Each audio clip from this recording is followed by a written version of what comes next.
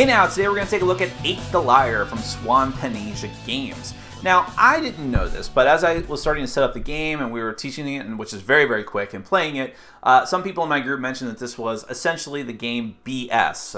I'm sure you can use your imagination as to what BS stands for, which is a traditional card game I had heard of, but didn't really know anything about. So if you've played that before, then you already know what to expect from this game. This is all about trying to put all the cards are just numbered cards from 0 to 8, and you're trying to, on your turn, all you do is just lay down some cards and claim that they are 8. You lay them face down.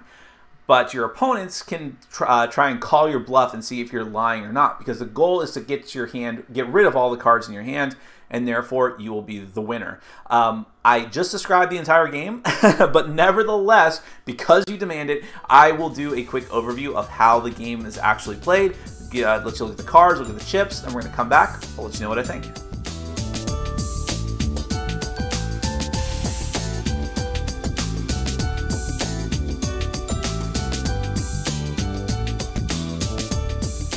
Okay, I'm going to give you a mercifully brief overview of 8 the Liar. This is a competitive game for 2 to 8 players where the goal is to get rid of every single card you have in your hand and also every single liar chip that you have. Every player is going to get 1 colored card and 3 liar chips of the same color.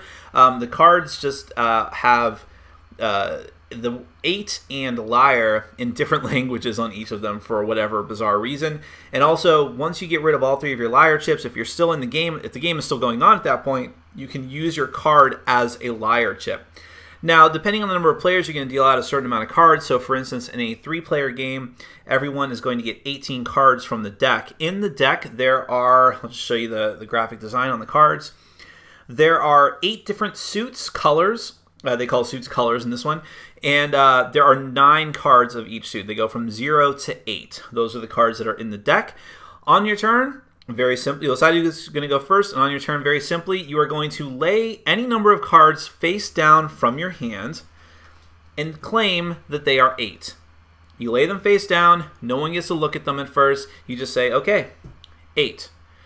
Now, at this point, the other players in the game, any of them, can decide to call your bluff and say that you're lying, that the cards that you laid down are not actually 8. Now, this is the only way that you're going to win the game is by laying down cards and making sure that no one calls you on it. But at some point, you may have to lie because you're just not going to be able to legitimately lay out a total hand worth 8. So you have to hope that the other players are not going to call you a liar.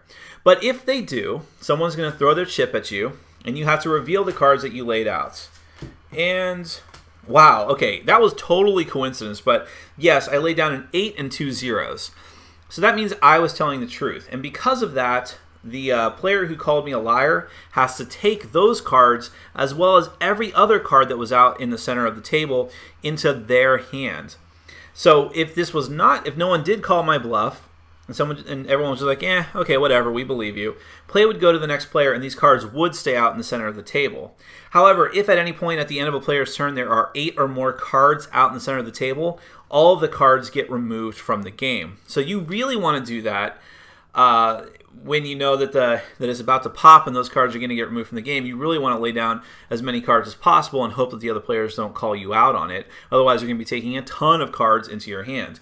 And like I said, you need to accuse the other players in the game at least 3 times, because even if you get rid of every card in your hand, if you haven't gotten rid of all 3 of your chips, then you're still going to be in the game, and you'll have to wait and hope that you can accurately call it out when people are bluffing. Otherwise, even if you've lost every card, you may call someone a liar and end up taking more cards into your hand, and then it just goes on and on and on. The first player to dump every chip and dump every one of their cards is the winner. Now, let's get to my final thoughts. Oh boy, oh boy, oh boy. This is just not for me, and I can't imagine who it's for, actually.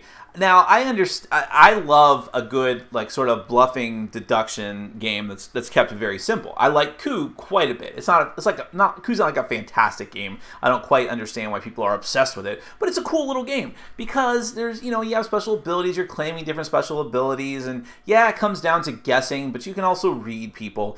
In 8 the Liar, there's really none of that. If I played this another 10 times, I don't think that I would see any kind of pattern or develop any kind of strategy. The only strategy here is, try to lull people into calling you a liar a couple of times and getting them to take your cards, and hope that they get too scared and they won't call you out, and just set yourself up so that you can just keep playing 8 every time if you're lucky, and then win the game.